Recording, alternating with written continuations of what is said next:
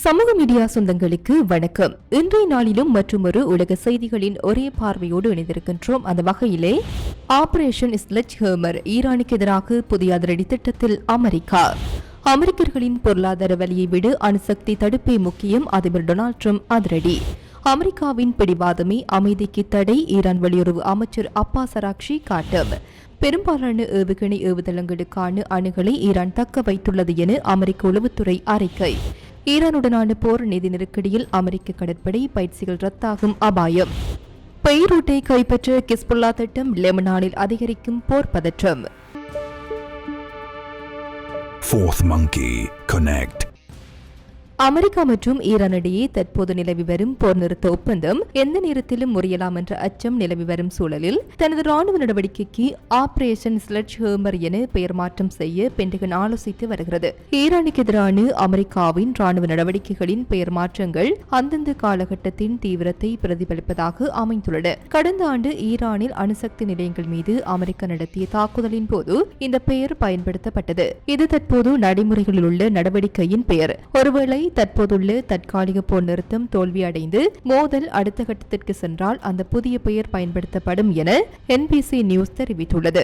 இந்த பெயர் மாற்றம் வெறும் அடையாளத்திற்காக செயல்படுபவை அல்ல, நாடாளுமன்றத்தின் தனிப்பட்ட ஒப்புதல் இல்லாமலேயே ராணுவ நடவடிக்கைகளை தொடர்ந்து நடத்துவதற்கு அதிபர் நிர்வாகத்திற்கு உள்ள அதிகாரத்தை தக்க வைத்துக் கொள்ளவும் அதனை சட்ட ரீதியாக உறுதிப்படுத்தவும் இத்தகைய பெயர் மாற்றங்கள் உதவும் என ஆய்வாளர்கள் கருதுகின்றனர். தற்போது வாஷிங்டனுக்கும் தெஹ்ரானுக்கும் இடையே நிலவும் போர் நிறுத்தம் மிகவும் பலவீனமாக உள்ளது. ஒப்பந்தம் மீறப்பட்டால் தனது அணுசக்தி திட்டத்தை முன்னெப்போதும் இல்லாத வகையில் தீவிரப்படுத்துவதாக ஈரான் எச்சரித்துள்ளது. ஒருவேளை போர் மீண்டும் தொடங்கினால் ஹார்முஸ் ஜலசந்தியில் உள்ள ஈரானிய தளங்கள் மீது கடுமையான தாக்குதல் நடத்த பாதுகாப்புத்துறை செயலர் பீட் ஹெக்ஸெட் தலைமையிலான குழு ஏற்கனவே திட்டங்களை வகுத்துள்ளது. ஆரம்பத்திலிருந்தே இந்த போரில் அமெரிக்காவுடன் இணைந்து செயல்படும் இஸ்ரேல் இந்த ஒப்பந்தம் தோல்வியடைவது தனது பாதுகாப்பிற்கு அச்சுறுத்தலாக அமையும் என்று கவலை தெரிவித்துள்ளது. மோதல் ஏற்பட வாய்ப்புள்ளதை கருத்தில் கொண்டு மத்திய கிழக்கு நாடுகளில் தனது வான் பாதுகாப்பு அமைப்புகள் மற்றும் போர் விமானங்களின் எண்ணிக்கையை அமெரிக்கா தொடர்ந்து அதிகரித்து வருகிறது. ஸ்லெட்ஜ் ஹேமர் என்பது ஈரானுக்கு அமெரிக்கா கொடுக்க போகும் பலத்த அடி என்பதை குறிக்கும் குறியீடாக பார்க்கப்படுகிறது. ஈரான் அணு ஆயுதம் பெறுவதை தடுப்பதே தனது முதன்மையான முன்னுரிமை என்றும் இதில் அமெரிக்கர்களின் நிதி நெருக்கடி ஒரு தடையாக இருக்காது என்றும் அமெரிக்க அதிபர் டொனால்ட் ட்ரம்ப் திட்டவட்டமாக தெரிவித்துள்ளார். சீனாவுக்கான அரசுமுறை பயணத்தை மேற்கொள்ளும் முன்பாக செய்தியாளர்களிடம் பேசிய ட்ரம்ப் ஈரான் விவகாரத்தில் தனது நிலைப்பாட்டை தெளிவுபடுத்தினார். ஈரானை பற்றி நான் பேசும்போது அவர்கள் அணு ஆயுதம் வைத்திருக்க கூடாது என்பதுதான் எனக்கு முக்கியமான ஒரே விஷயம். நான் அமெரிக்கர்களின் நிதிநிலையை பற்றியோ அல்லது வேறு யாரை பற்றியோ சிந்திப்பது இல்லை என்று அவர் கூறினார். அணு ஆயுதம் ஏந்திய ஈரானால் ஏற்படும் நீண்டகால ஆபத்துகள் தற்போதைய குறுகிய கால பொருளாதார சிரமங்களை விட பெரியவை என்பதே அவரது வாதமாக உள்ளது. ட்ரம்பின் இந்த கருத்துக்கள் அமெரிக்க அரசியலில் பெரும் விவாதத்தை கிளப்பியுள்ளது. ஏப்ரல் மாத தரவுகளின்படி அமெரிக்க நுகர்வோர் பணவீக்கம் கடந்த 3 ஆண்டுகளில் இல்லாத அளவிற்கு உச்சத்தை தொட்டுள்ளது. ஈரான் மோதலால் எரிசக்தி மற்றும் பெட்ரோல் விலைகள் உயர்ந்துள்ளன.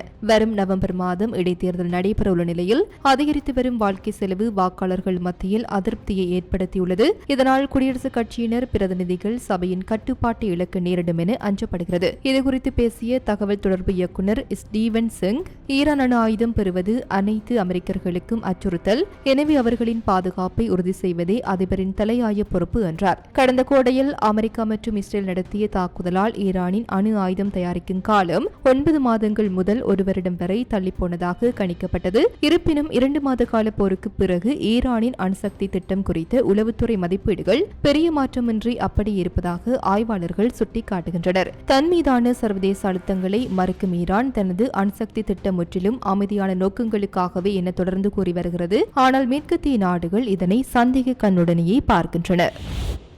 மத்திய கிழக்கில் நிலவும் போர் சூழலை முடிவுக்கு கொண்டு வருவதற்கு அமெரிக்காவின் அதிதீவிர அணுகுமுறையும் எதிர்மறையான மனப்போக்குமே முட்டுக்கட்டியாக இருப்பதாக ஈரானிய வெளியுறவு அமைச்சர் அப்பாஸ் அரக்சி குற்றம் சாட்டியுள்ளார். தெஹ்ரானில் நார்வேயின் துணை வெளியுறவு அமைச்சர் ஆண்ட்ரியாஸ் மோல்ஸ்பெல்ட் கிராவிக்கை சந்தித்த அரக்சி பிராந்திய பதற்றங்கள் குறித்து விரிவாக ஆலோசனை நடத்தினார். அப்போது அமெரிக்காவின் அச்சுறுத்தும் சொல்லாடல்கள் மற்றும் நேர்மறையற்ற போக்கு காரணமாகவே ஒரு உடன்பாட்டை எட்ட முடியாமல் போவதாக அவர் குறிப்பிட்டார். இந்த மோதலின் பின்னணி மற்றும் தற்போதைய தடைகளாக பிப்ரவரி 28 முதல் ஏப்ரல் 7 வரை இஸ்ரேலுடன் இணைந்து அமெரிக்கா நடத்திய தாக்குதல்கள் சட்டவிரோதமானவை என ஈரான் கருதுகிறது. ஏப்ரல் 7 போர் நிறுத்தம் அறிவிக்கப்பட்ட போதிலும் ஏப்ரல் 13 அன்று ஈரானிய கப்பல்கள் மற்றும் துறைமுகங்கள் மீது அமெரிக்க அதிபர் ட்ரம்ப் அறிவித்து சட்டவிரோத முற்றுகை இன்னும் தொடர்கிறது.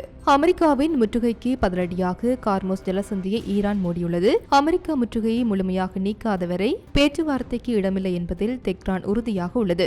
ஜூன் 2025 அமெரிக்கா நடத்திய ஆக்கிரமிப்பு மற்றும் அதன் மூலம் ஏற்பட்ட உயிரிழப்புகள், பொருள் சேதங்களுக்கு இழப்பீடு கோரி ஈரான் நிரந்தர நடுவர் நீதிமன்றத்தில் வழக்கு தொடுத்துள்ளது. ஹார்மோஸ் ஜலசந்தியின் கரையோர நாடு என்ற முறையில் சர்வதேச சட்டங்களுக்கு உட்பட்டு அந்த நீர்வழி பாதையில் பாதுகாப்பான பயணத்தை உறுதி செய்வதற்கான புதிய விதிமுறைகளை வகுக்க ஈரான் ஆலோசித்து வருவதாக அராக்சி தெரிவித்தார். நார்வே தரப்பில் பேசிய ஆண்ட்ரியாஸ் மோட்ஸ்பெல்ட் பிராந்தியத்தில் நீடித்த அமைதியை ஏற்படுத்தவும் கடல்சார் மற்றும் சுற்றுச்சூழல் பாதிப்பை உறுதிப்படுத்தவும் தனது நாடு தூதரக ரீதியாக உதவ தயாராக இருப்பதாக உறுதியளித்தார். ஈரானின் ஏவுகணை தளங்கள் மற்றும் ஆயுத கிடங்குகள் மீதான தாக்குதலுக்கு பிறகும் அந்த நாடு தனது ஏவுகணை ஏவுதளங்களை மீண்டும் செயல்பாட்டிற்கு கொண்டு வந்துள்ளதாக அமெரிக்க உளவுத்துறை தெரிவித்துள்ளது. இது தொடர்பாக நியூயார்க் டைம்ஸ் மற்றும் தி வால் ஸ்ட்ரீட் ஜர்னல் வெளியிட்டுள்ள அறிக்கைகள் பரபரப்பை ஏற்படுத்தியுள்ளன. அமெரிக்க மூத்த அதிகாரிகளின் கூற்றுப்படி ஈரானின் செயல்பாட்டில் உள்ள 30 ஏவுகணை தளங்கள் ஹார்மோஸ் ஜலசந்தி நடுக்கிலும் அமைந்துள்ளன. இவை அப்பகுதியில் ரோந்து பணியில் ஈடுபட்டுள்ள அமெரிக்க கடற்படை கப்பல்களுக்கு நேரடி அச்சுறுத்தலாக மாறியுள்ளன. தாக்குதலுக்கு பிறகும் ஈரான் தனது ராணுவ பலத்தை கணிசமாக தக்க வைத்துள்ளதை அந்த அறிக்கைகள் உறுதிப்படுத்துகின்றன. ஈரானின் நிலத்தடி ஏவுகணை தளங்களில் 90% இன்னும் பகுதியளவு செயல்பாட்டில் உள்ளன. ஈரான் தனது நடமாடும் ஏவுகணை ஏவுதளங்களில் சுமார் 70% பாதுகாப்பாக வைத்துள்ளது. இதன் மூலம் சேதமடைந்த நிரந்தர தளங்களுக்கு பதிலாக இந்த நடமாடும் கருவிகளை கொண்டு ஏவுகணைகளை ஏவ முடியும். போருக்கு முந்தைய கையிருப்பில் சுமார் 70% ஏவுகணைகள் இன்னும் ஈரானிடம் இருப்பதாக மதிப்பிடப்பட்டுள்ளது. அமெரிக்க பாதுகாப்பு செயலர் பீட் கெக்செத் ஈரானின் ஆயுத கிடங்குகள் முற்றிலுமாக அழிக்கப்பட்டுவிட்டதாக குறிப்பிட்டிருந்த நிலையில் அதற்கு மாறான தகவல்களை உளவுத்துறை வெளியிட்டுள்ளது. ஆபரேஷன் எபிக் ஃபியூரி நடவடிக்கைகளுக்கு பிறகு ஈரானின் பலம் குறைந்திருந்தாலும் ஆயிரக்கணக்கான குறுகிய மற்றும் நடுத்தர தூர பாலிஸ்டிக் ஏவுகணைகளை ஈரான் இன்னும் தன்வசம் வைத்துள்ளது. குண்டுவீச்சில் பாதிக்கப்பட்ட சேமிப்பு கிடங்குகளிலிருந்து கூட ஏவுகணைகளை தோண்டி எடுத்து பயன்படுத்தும் திறனை ஈரான் பெற்றுள்ளதாக கூறப்படுகிறது. ஈரானின் இந்த ஏவுகணை பலம் அதன் அண்டை நாடுகளுக்கு பெரும் கவலையை ஏற்படுத்தியுள்ளது. குறிப்பாக இஸ்ரேலை தாக்கும் திறன் கொண்ட சுமார் 1000 ஏவுகணைகள் ஈரானிடம் இருப்பதாக தி ஜெருசலேம் போஸ்ட் செய்தி வெளியிட்டுள்ளது. தனது அண்டை நாடுகளை தாக்குவதற்கு தேவையான ஏராளமான ஆயுதங்களை ஈரான் இப்போதும் தக்க வைத்துள்ளது உறுதி செய்யப்பட்டுள்ளது. மார்ச் 2026 தெஹ்ரானில் நடைபெற்ற கண்காட்சியில் காட்சிப்படுத்தப்பட்ட உள்நாட்டு ஏவுகணைகள் ஈரானின் தற்சார்பு ராணுவ தயாரிப்பை உலகுக்கு மீண்டும் பறைசாற்றியுள்ளன.